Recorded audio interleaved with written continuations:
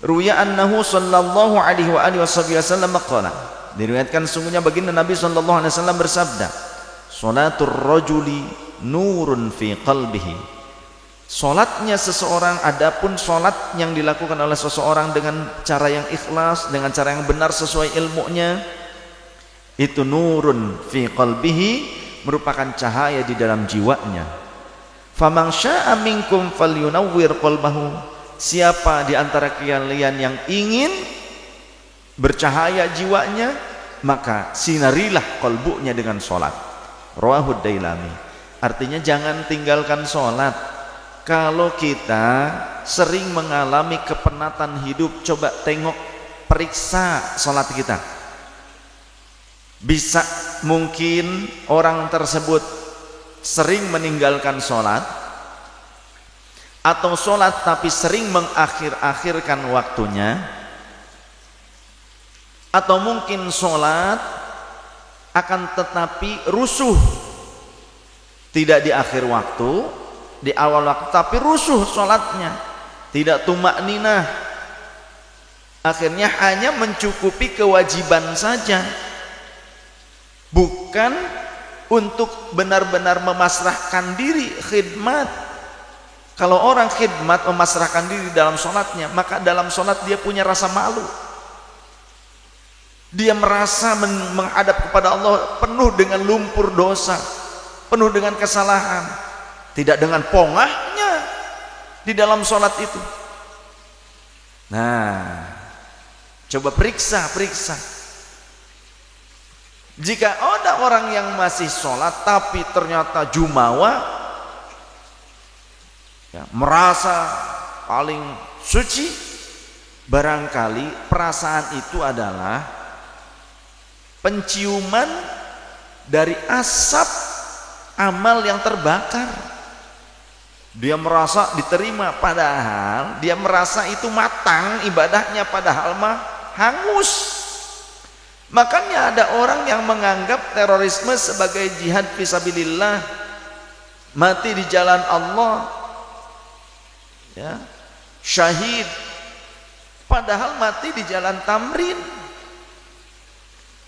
Dia pikir mati syahid, padahal mati sangit. Sangit itu kan bau kabelem, amalnya ternyata hangus.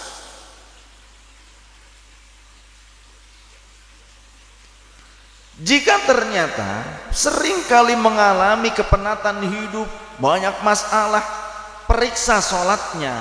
Walaupun sholat mungkin, tapi ternyata sholatnya belang bentong, apalagi yang sering meninggalkan sholatnya.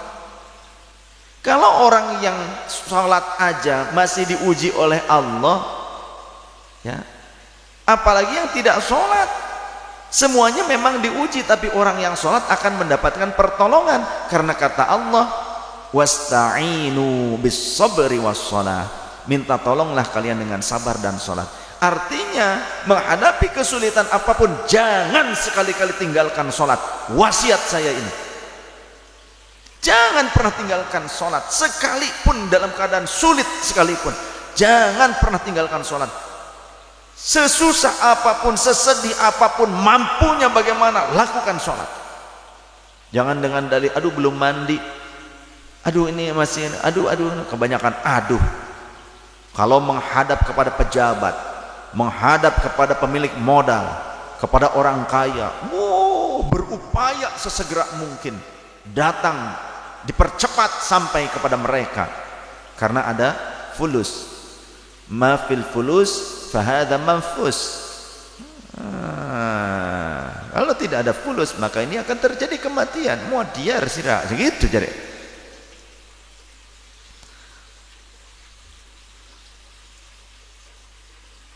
Sholat, kalau kita terus menjaga sholat kita, kita memperhatikan apa yang disukai Allah, maka Allah akan selalu menolong kita.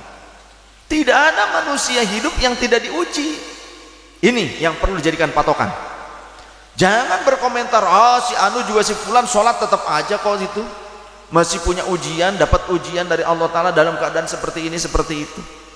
Lihat sholatnya bagaimana. Kalau dia bagus sholatnya, dia akan lewati ujian itu dengan mudah, lulus. Gitu. Kalau sholatnya karena nggak mau ngaji fikih, sholatnya asal-asalan, males ngajinya, ya iya ibadahnya salah, dia dosa ya lagi karena meninggalkan kewajiban sholat, kewajiban talabul ilminya juga double. Tapi kalau orang mau belajar masih ada kekhilafan, kekurangan, dimaafkan sama Allah Ta'ala karena terus mau memperbaiki diri. Maka seperti itulah kita ngaji, kita ngumpul di majelis Ahbabur Rasul ini bukan menyatakan diri sebagai orang yang paling suci ataupun paling baik, tapi kita punya keinginan menjadi lebih baik lagi. Setuju? Kita ngaji di sini bukan untuk menggadang-gadang diri dengan jumawa dan pongahnya bahwa kita yang paling sempurna, yang paling suci. Tidak. Kita bukan yang terbaik, bukan orang yang suci bersih. Kita banyak kekurangan, tapi kita ngumpul di majelis Ahbabur Rasul ini punya tujuan yang sama. Satu, yakni memperbaiki diri supaya lebih baik dan memantaskan diri menjadi hamba Allah.